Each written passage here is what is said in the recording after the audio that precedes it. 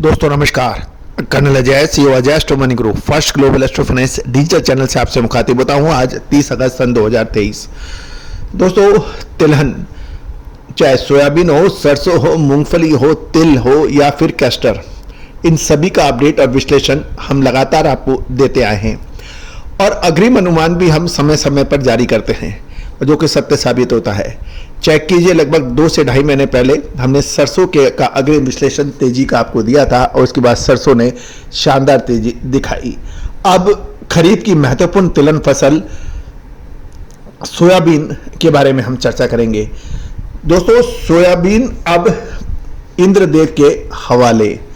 खबर निकल के आ रही है कि सोयाबीन के जो प्रमुख राज्य हैं, उत्पादक राज्य मध्य प्रदेश, गुजरात व राजस्थान के साथ अन्य प्रदेशों में भी फसल की स्थिति अब विशेष बरसात पर निर्भर हो गई है और इस समय इस बरसात की सख्त जरूरत है, क्योंकि अगस्त महीने में औसत से कम बरसात होने पे लगभग सभी राज्यों से समाचार मिल रहे हैं।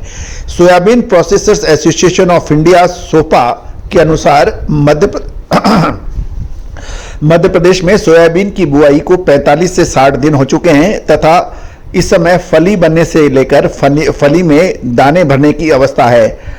हालांकि अभी तक कुल मिलाकर फसल की स्थिति सामान्य है और यदि अगले 10 से 15 दिन के दौरान बरसात हुई तो फसल शानदार होगी और पूरे मध्य प्रदेश में विशेषकर पश्चिमी क्षेत्र में तत्काल बारिश की आवश्यकता बताई जा रही है।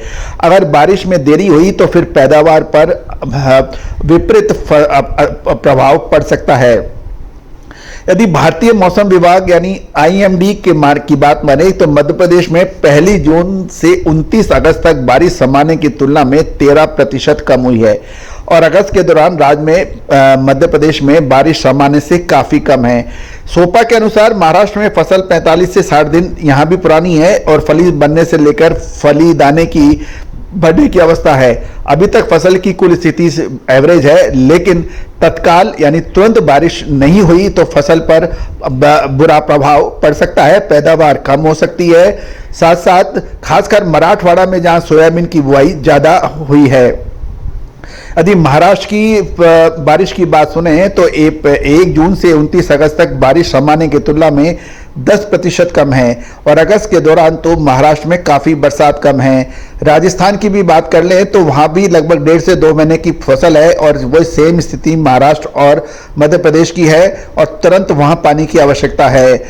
और आईएमडी यानी कि देखें तो राजस्थान के अंदर 1 जून से 29 अगस्त तक बरसात सामान्य की तुलना में 14% अधिक थी, लेकिन अगस्त में राजस्थान में बरसात बहुत कम हुई। उसके ऊपर राजस्थान की बरसात के ऊपर हमारा लगातार एपिसोड आपके पास है और अगस्त महीने में तो राजस्थान ने पिछले 10 साल का रिकॉर्ड तोड़ दिया है कम बरसात होने का, जबकि जुलाई के अंदर औसत से अधिक बरसात थी। जुलाई और अगस्त के अंदर बिल्कुल जो औसत से अधिक बरसात थी, जो सरप्लस थी, उसको अब माइनस में हो गया है।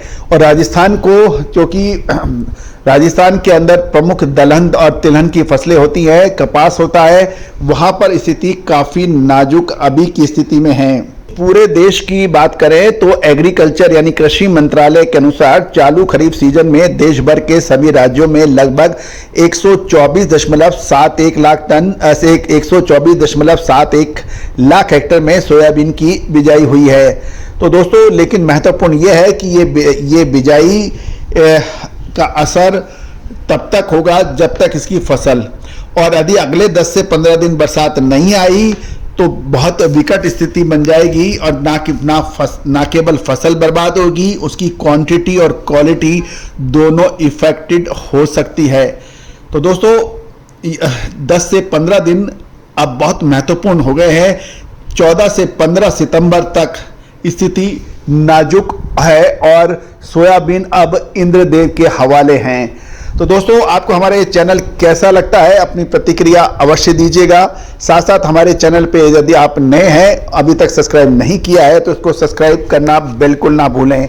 All the very best, good luck. साथ साथ एक और प्रार्थना है कि यदि आप हमारे चैनल को फेसबुक पे देख रहे हैं तो इसको पेज को फॉलो जरूर कीजिए।